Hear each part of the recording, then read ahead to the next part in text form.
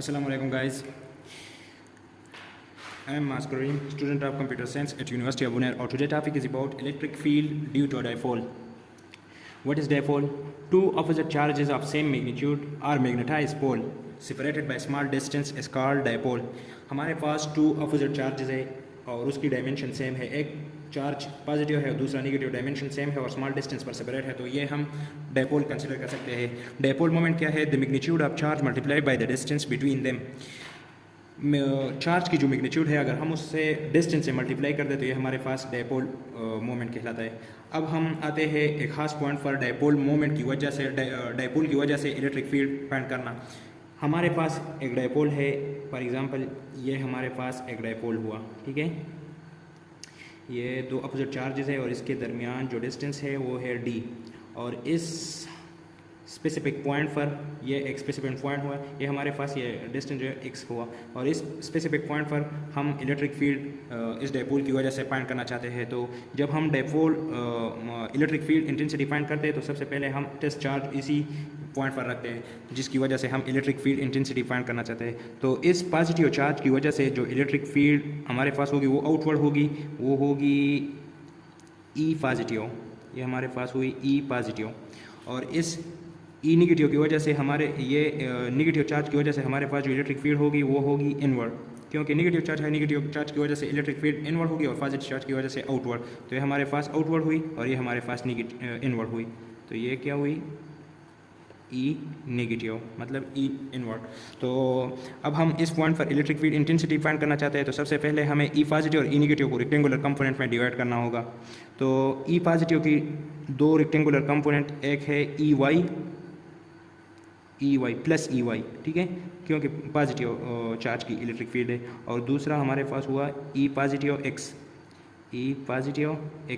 ये इस ई की दो रेक्टेंगुलर कंपोनेंट है. अब इस ई के दो रेक्टेंगुलर कंपोनेंट, तो एक हमारे पास ई माइनस, क्योंकि ये नेगेटिव चार्ज की वजह से इलेक्ट्रिक फील्ड है, तो ई माइनस वाई, और दूसरा जो हुआ ई माइनस एक्स, ठीक है. अब ये उसकी रेक्टेंगुलर कंपोनेंट है. तो हमारे पास यहाँ तक आप लोगों को तो समझ आई होगी ना. तो अच्छा, हमारे पास जो टोटल इलेक्ट्रिक फील्ड है वो होगी ई पॉजिटिव प्लस ई नेगेटिव. ये ई पॉजिटिव इस चार्ज की वजह से है, ये ई नेगेटिव इस चार्ज की वजह से है. इस ई पॉजिटिव की अपनी दो रेक्टेंगुलर कंपोनेंट है, एक है ई पॉजिटिव वाई और एक है ई पॉजिटिव एक्स, और इस ई नेगेटिव ये ई नेगेटिव इस नेगेटिव चार्ज की वजह से है और इसकी अपनी दो रेक्टेंगुलर कंपोनेंट है, एक है ई नेगेटिव एक्स और एक है ई नेगेटिव वाई. तो वो फुट कर दें. ई हमारे पास क्या हुआ? ई पॉजिटिव की कौन सी कंपोनेंट है? एक है ई पॉजिटिव वाई प्लस ई पॉजिटिव एक्स, और इस ई नेगेटिव की वजह से दो रेक्टेंगुलर कंपोनेंट है, एक है ई नेगेटिव एक्स और एक ई नेगेटिव वाई. तो वो भी पुट कर दे, ई नेगेटिव वाई प्लस ई नेगेटिव एक्स, ठीक है. अच्छा, अब आप डायग्राम से देख सकते हैं कि ये ई नेगेटिव वाई और ए नेगेटिव ई पॉजिटिव वाई ये दोनों अपोजिट डायरेक्शन में है, तो ये दोनों एक दूसरे की इफेक्ट कैंसिल करते हैं. तो ई नेगेटिव वाई और ई नेगेटिव वाई अब आप इसी जगह से कैंसिल कर दे, तो बाकी जो रह गए ये दो है, तो ये दोनों एक दूसरे को सपोर्ट करते हैं क्योंकि सेम डायरेक्शन में है, तो हम सिंपली उसे ऐड कर सकते हैं. आप अब ये एक्स पॉजिटिव नेगेटिव को इग्नोर कर दे, सिर्फ आप दोनों को ऐड कर दे क्योंकि सेम डायरेक्शन में और एक दूसरे को सपोर्ट करते हैं. तो जो हमारे पास फाइनल और नेट इलेक्ट्रिक फील्ड रह गया तो वो है 2E एक्सो, और एक्स एक्सेस के लिए हम कौन सी ट्राइगोनोमेट्रिक रेशियो यूज़ करते हैं? cos theta. तो आप x की जगह cos थीटा पुट कर दे, तो E हमारे पास बना 2E cos थीटा, ठीक है. यहाँ तक आप लोगों को अगर समझ आई हो तो बाकी बहुत ईजी है. अच्छा, तो ये था हमारे पास वो पहले वाला डायग्राम, लेकिन मैंने अब वो सिंप्लीफाइड ये डायग्राम बनाया. तो चार्ज और टेस्ट चार्ज के दरमियान जो एक पोल पॉजिटिव पोल और टेस्ट चार्ज के दरमियान जो डिस्टेंस है वो हम r से रिप्रेजेंट करते हैं. तो आप सबसे पहले इस इक्वेशन में E की वैल्यू पुट कर दें. E हमारे पास इलेक्ट्रिक फील्ड इंटेंसिटी, हमारे पास इलेक्ट्रिक फील्ड की इंटेंसिटी की इक्वेशन क्या है? K क्यों डिवाइड बाई r स्क्वायर, और K हमारे पास है 1/4 πε0. तो फुल इक्वेशन हमारे पास क्या बना? Is equal to q divide by 4 pi epsilon naught r square. तो ये पुट कर दे इस इक्वेशन में, तो हमारे पास ई का equation 2 q 4 pi epsilon naught r square cos theta. अब इस इक्वेशन में हम का आर स्क्वायर और कास थीटा ये दोनों फाइंड करेंगे और फिर एक फाइनल इक्वेशन बनाएंगे। तो आर हमारे पास इस इक्वेशन से आप देख सकते हैं ये हमारे पास है हाइपोटेन्यूज, क्योंकि अगर आप देख लें तो ये डिग्री हमारे पास ये जो एंगल है हमारे पास 90 डिग्री है। तो जब एक ट्रायंगल में एक एंगल 90 डिग्री के बराबर हो तो वो राइट एंगल ट्रायंगल कहलाता है। तो राइट एंगल ट्रायंगल पर हम पिथागोरस थ्योरम अप्लाई करते हैं। तो पिथागोरस थ्योरम के मुताबिक hypotenuse square is equal to base square plus perpendicular square हो। तो हाइपोटेन्यूज हमारे पास क्या है, आर है ना।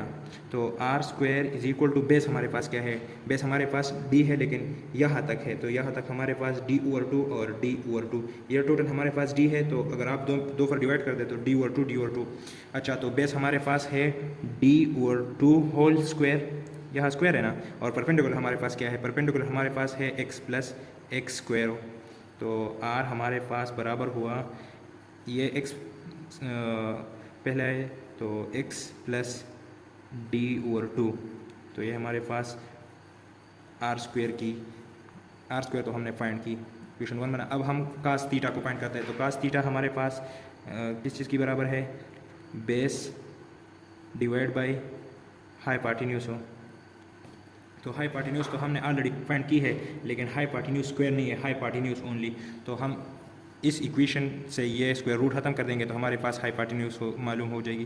तो r is equal to x square plus d/2 whole square, और इस पे स्क्वायर है तो अंडर रूट इस पे भी और अंडर रूट इस पे भी। तो यहाँ से हमारे पास r is equal to x square plus d/2 whole square और square root whole square root हो। तो ये हमारे पास यहाँ सिर्फ हाइपोटेन्यूज आया और बेस हमारे पास क्या है, d/2 है ना। बेस हमारे पास इधर इस इक्वेशन में आप देख सकते हैं d/2 है। तो फाइनल इक्वेशन हमारे पास कास थीटा की क्या बनी, कास थीटा हमारे पास हुई बेस क्या है d/2, तो d ऊपर आया और 2 नीचे, और हाइपोटेन्यूज किस चीज़ के बराबर है, x square plus d/2 whole square और होल अंडर रूट भी है इस पर। अच्छा, तो ये हमारे पास कास थीटा की इक्वेशन बनी, ठीक है, ये इक्वेशन 2 हुई। अब ये इक्वेशन 1 और इक्वेशन 2, इक्वेशन 1 किस चीज़ की है, आर स्क्वायर की है, और इक्वेशन 2 किस चीज़ की है, कास थीटा की है, ये कास थीटा की है। तो ये इक्वेशन 1 और इक्वेशन 2 आप इस इक्वेशन में पुट कर दे। ये हमारे पास जो is equal to 2 q divide by 4 pi epsilon naught r square ज़रब क्रॉस थीटा। अच्छा, तो नेक्स्ट पेज में हम इसे सॉल्व कर देते हैं।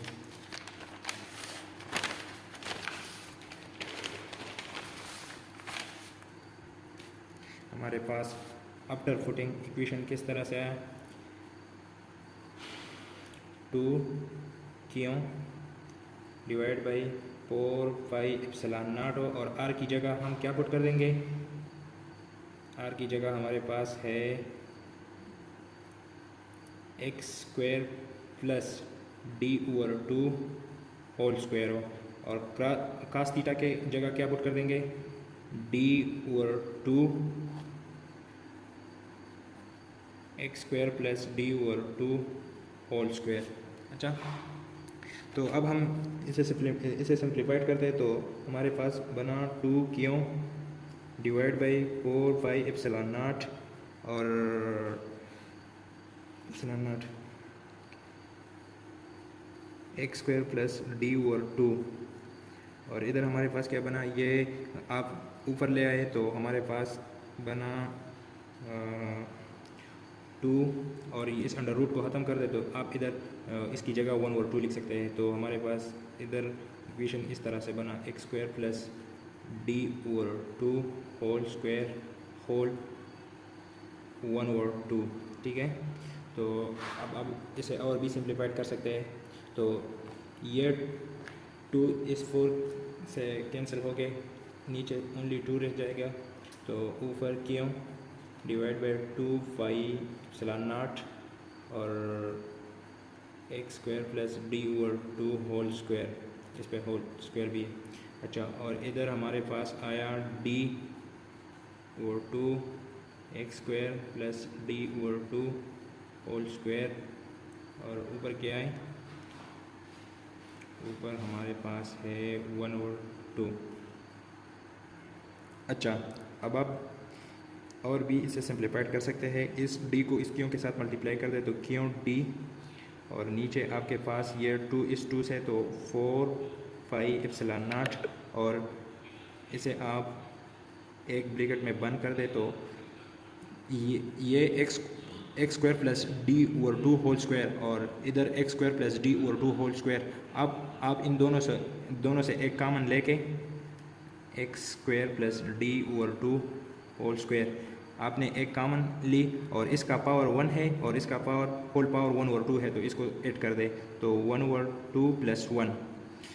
तो हमारे पास q d divide by 4 pi epsilon naught, और इसकी एलसीएम अगर आप ले लें तो हमारे पास x square plus d over 2 whole square, इसकी एलसीएम अगर आप ले लें तो हमारे पास 3/2 आता है। और ये क्यों डी हमने पहले से पढ़ा है कि हमारे पास डायपोल मोमेंट है, डायपोल मोमेंट कहलाता है। तो इसकी जगह आप फी लिख दें, तो ई हमारे पास बना phi divide by 4 pi epsilon naught इधर भी multiply by x square plus d over 2 square whole power 3/2। ये हमारे पास नेट इलेक्ट्रिक फील्ड इंटेंसिटी की इक्वेशन बनी।